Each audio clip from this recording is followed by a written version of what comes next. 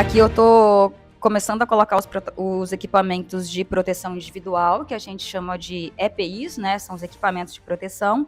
Para serpente, a gente usa basicamente botas de cano alto e essas perneiras, que são essas proteções de canela, que elas são muito importantes para quando a gente está trabalhando com animais que estão no solo, né? Como é o caso de muitas das jararacas que a gente encontra que estão no chão.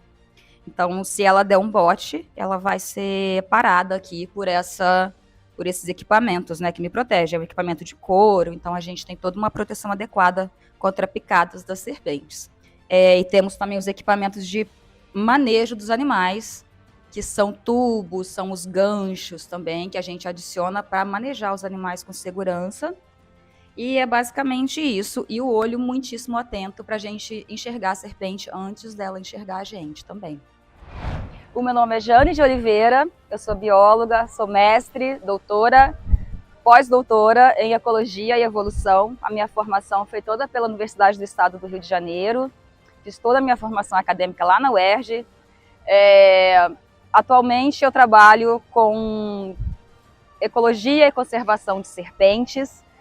Sempre foi o meu propósito entrar na biologia para começar a estudar serpentes. Passei por outros grupos antes, trabalhei com jacarés, com tartarugas, com anfíbios também.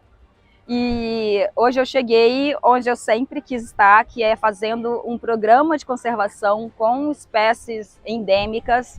Hoje eu trabalho com uma jararaca que é endêmica aqui da Ilha dos Franceses, aqui no sul do estado do Espírito Santo.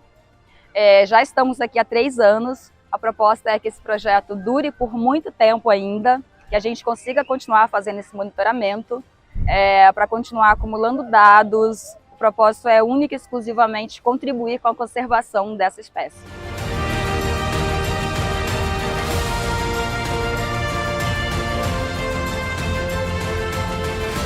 Então, o projeto ele começa na nossa casa, quando a gente começa a organizar o planejamento daquela expedição, incluindo todos os métodos que a gente precisa seguir de maneira cronometrada para que a gente consiga coletar todos esses dados.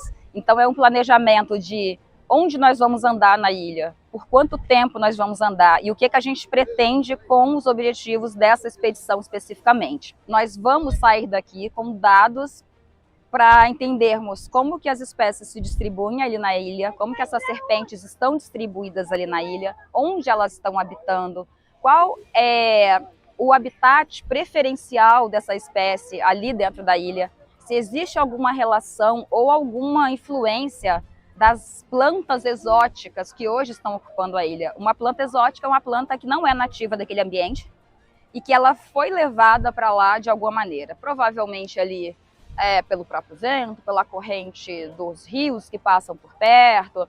Temos inúmeras formas de uma vegetação exótica chegar no ambiente. Essa vegetação exótica provavelmente ela vai fazer mal para aquele ambiente, ela pode fazer mal ou bem.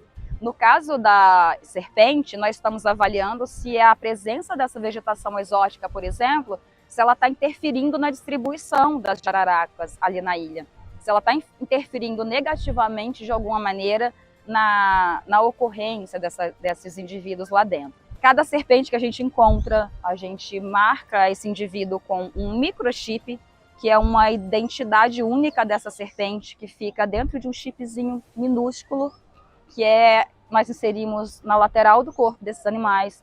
E esse chip, ele é único, ele tem uma identidade única, como se fosse uma digital dessa serpente a partir de agora. E qualquer pessoa com um leitor de microchip, daqui a 20 anos, se pudesse encontrar a mesma serpente que nós vimos hoje, ela teria todas as informações dessa serpente ali. Ela poderia, através desse banco de dados que eu estou fazendo hoje, dessa serpente, ela poderia saber qual tamanho ela tinha hoje, qual tamanho ela tem daqui a alguns anos, qual o peso, se ela era uma fêmea, se ela já tinha se reproduzido ou não. Então a gente consegue fazer um monitoramento de verdade desses animais, porque eles são únicos agora. A partir do momento que a gente faz essa marcação, esse indivíduo se torna único e ela pode ser acompanhada não via satélite, porque esse equipamento não é um satélite, mas através da captura e da leitura desse microchip, a gente consegue ter dados cumulativos para esse mesmo indivíduo. né, daqui a muitos anos. E é muito importante a gente verificar como que a população está se comportando ao longo dos anos, né? Se a gente está tendo um declínio da população por causa de tráfico de animais silvestres, que acontece bastante. As pessoas, sim, vão até ilhas, pegam espécies que são raras, sejam elas peçonhentas ou não, vão a lugares inóspitos, sejam espécies peçonhentas ou não, e colocam no mercado ilegal de animais, inclusive muitas serpentes. Isso acontece com muitas serpentes. Então, um dos objetivos desse monitoramento é, inclusive, ver isso também, se as serpentes estão desaparecendo. Porque elas só existem aqui, gente. Não tem como a gente não se importar com isso.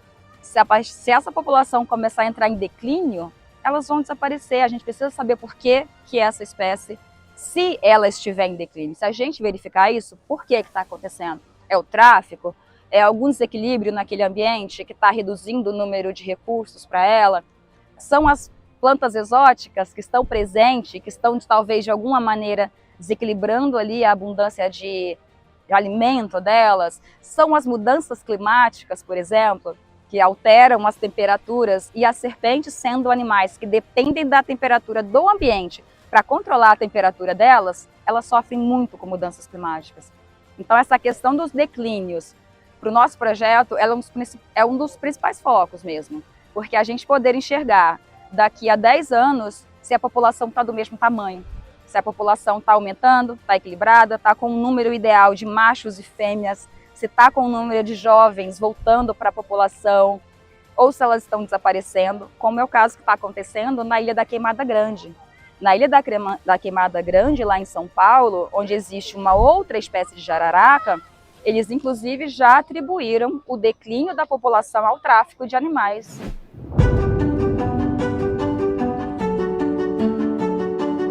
O maior desafio para fazer essa pesquisa é, de fato, conseguir apoio financeiro para a gente conseguir realizar um projeto que é extremamente caro.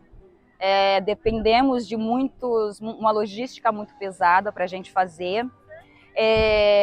A dificuldade prática no campo é, de fato, da gente conseguir se locomover na ilha. A gente não tem problema em encontrar os bichos, encontrar as serpentes, nem em manejar serpentes. O nosso maior desafio lá na ilha é a gente conseguir andar entre uma vegetação que é extremamente difícil de se deslocar ali no meio, a dificuldade de chuvas torrenciais, às vezes, que a gente pega ali no mar, o próprio mar que às vezes está grande, o mar que está com ondas muito agitado, com vento muito forte. São desafios muito mais fáceis da gente romper, da gente, né, conseguir vencer esses desafios, do que às vezes conseguir de fato esse apoio para a gente conseguir trabalhar. A nossa equipe ela é muito bem formada, é uma equipe bastante treinada para a gente fazer o trabalho. As dificuldades elas aparecem quase que diariamente, cada dia é um desafio novo, cada dia o mar está diferente, o vento está diferente, então os desafios e as dificuldades são diárias. A gente tenta de todas as maneiras se adaptar ali às dificuldades, quebrar as dificuldades da medida mais segura para a gente, da forma mais segura para a gente.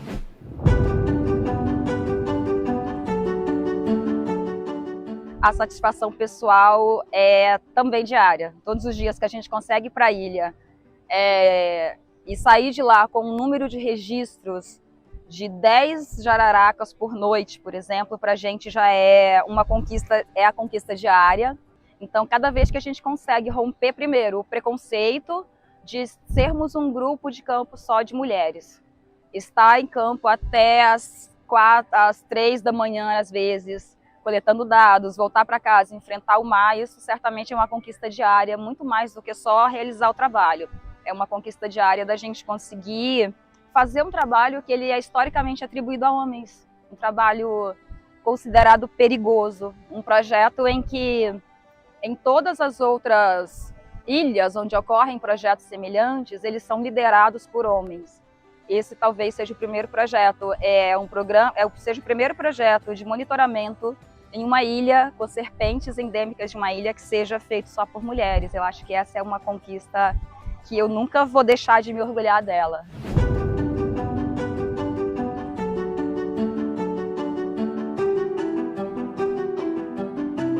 sejam fortes não fisicamente. A gente não precisa ser forte fisicamente, a gente não precisa se comportar como um biólogo para a gente ser reconhecida, a gente não precisa se vestir como homem no campo para a gente não ser assediada, a gente precisa ter postura, a gente precisa ter comportamento, a gente precisa ter força emocional, eu diria, porque como em qualquer outra profissão, seja a sua de jornalista, seja a minha de bióloga, as mulheres sempre tiveram uma posição menor, sempre tiveram um reconhecimento menor, e a gente está hoje numa fase até boa em que as mulheres se apoiam nessa questão, né? A gente tem esse apoio uma da outra, a gente tem a empatia uma da outra.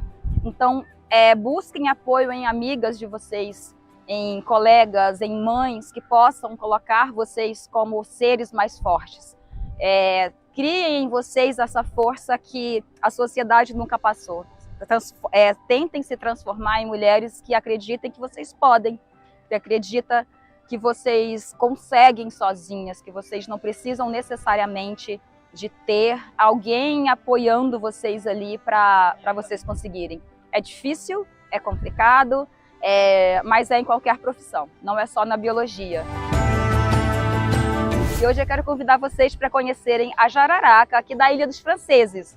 É a Bothrops sazimae, é uma espécie de jararaca que só existe aqui nesse pequeno paraíso. Vem com a gente para conhecer, vamos lá!